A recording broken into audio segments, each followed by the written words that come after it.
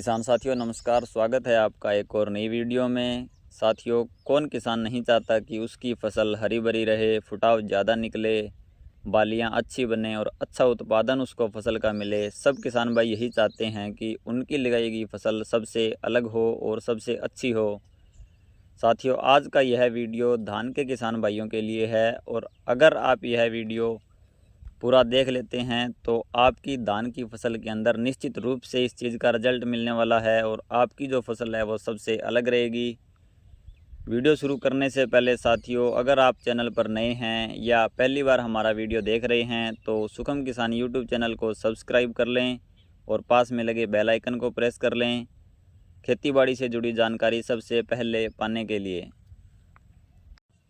किसान साथियों, धान की फसल जब 15 से 20 दिन की हो जाती है तो उसमें फुटान होना शुरू हो जाता है और फसल जब 45-50 दिन की होती है तो उस समय फसल का पूरा जोर बालियां निकालने पर होता है।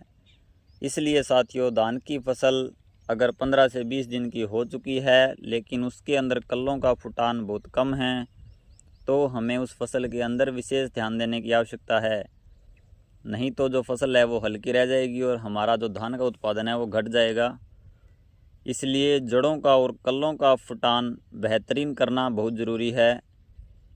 आप चाहते हैं कि एक पौधे के अंदर कम से कम 50 से 60 कल्ले निकलें तो इसके लिए आपको धान की फसल के अंदर 2 काम करने होंगे। इससे खर्च तो कम आएगा किसान भाइयों, लेकिन उत्पादन पर बहुत ज़्यादा फर्क पड़ेगा। आपकी धान की फसल का उत्पादन निश्चित रूप से बढ़ेगा।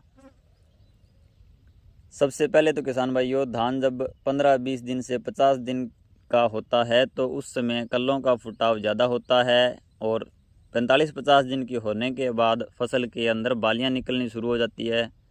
इस समय कल्ले जितने ज़्यादा निकलेंगे आगे चलकर हमें उत्पादन भी उतना ही ज़्यादा मिलेगा। इसलिए किसान भाइयों, फसल जब 15-20 दिन से 40-45 दिन की हो उस समय हमें फसल के अंदर पोषक तत्वों की कमी नहीं होने देनी है। इस समय आपको एक स्प्रे करना है। यह स्प्रे आप फसल में फुटान के समय और बालियां निकलते समय कभी भी कर सकते हैं। इसके लिए पहला तत्व जो आता है वह आता है जिंक। जिंक की कमी धान की फसल के अंदर सबसे ज़्यादा रहती है। अगर आपकी फसल के अंदर हल्का पीलापन है या कहीं कहीं पर पीलापन है तब भी आपको जिंक का स्प्रे ज़रूर करना चाहिए। जिंक, अगर आप जिंक सल्फेट ले रहे हैं तो इसकी आपको 500 ग्राम मात्रा यानी कि सिर्फ आधा किलो काम में लेना है। सेकंड आपको लेना है फेरस। धान की फसल के अंदर फेरस की कमी भी देखी जाती है किसान भाइयों। फेरस सल्फेट, इसकी भी आपको 500 ग्राम मात्रा काम में लेनी है प्रति एकड़ के हिसाब से। किसान साथियों, अगर आप चिलेटेड फॉर्म में पोषक तत्वों का स्प्रे कर रहे हैं तो इसकी मात्रा अलग रहने वाली है। जिंक अगर चिलेटेड फॉर्म में है तो 100 से 150 ग्राम और 100 ग्राम आपको फेरस लेना है। अगर साथियों आप सल्फेट फॉर्म में जिंक का इस्तेमाल कर रहे हैं तो इसके साथ आपको बुझे हुए चूने का पानी ज़रूर डालना है। इसके रिजल्ट फसल के अंदर बहुत ही शानदार रहेंगे। इसके लिए आप स्प्रे करने से पिछले दिन 500 ग्राम प्रति एकड़ के हिसाब से चूने को भिगोकर छोड़ दें और अगले दिन छानकर इसका पानी स्प्रे पानी के अंदर मिलाकर इस्तेमाल करें। इससे किसान भाइयों फसल के अंदर कैल्शियम पोषक तत्वों की पूर्ति होगी। इन सब के साथ आपको मिलाना है यूरिया, क्योंकि फसल के अंदर नाइट्रोजन देना भी बेहद ज़रूरी है। बात करें यूरिया की मात्रा की तो स्प्रे के लिए आप 1 किलोग्राम यूरिया प्रति एकड़ के हिसाब से उपयोग कर सकते हैं। इस समय आपको ध्यान ये रखना है किसान भाइयों कि इनका घोल जो है वो अलग अलग बनाना है और बाद में आप टंकी के अंदर इनको डाल सकते हैं।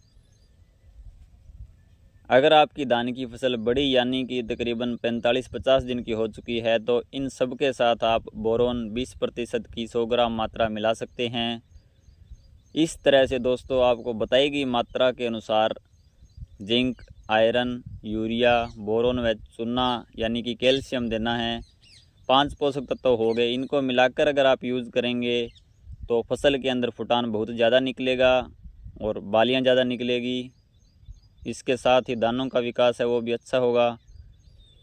इसके बाद जब धान की फसल 30 से 35 दिन की हो तो उस समय आप सिंचाई के साथ फुल्विक एसिड का इस्तेमाल ज़रूर करें। इसके रिज़ल्ट भी बहुत शानदार है किसान भाइयों। इसकी मात्रा आप 1 किलोग्राम प्रति एकड़ के हिसाब से उपयोग कर सकते हैं। इसके लिए आपको ध्यान ये रखना है कि जब आप फुल्विक एसिड ले रहे हैं तो आपको 80% वाला फुल्विक एसिड लेना है। इस प्रकार से किसान भाइयों ये काम अगर आप धान की फसल में कर लेते हैं तो बहुत ही शानदार रिजल्ट आपको देखने को मिलेगा। आपकी फसल हरी भरी रहेगी और फुटान अच्छा होगा, जिससे आगे चलकर आपको धान का उत्पादन बहुत अच्छा मिलेगा। किसान साथियों, आज की वीडियो में हमने बात की धान की फसल के अंदर कल्लों का फुटान किस प्रकार से बढ़ाएं।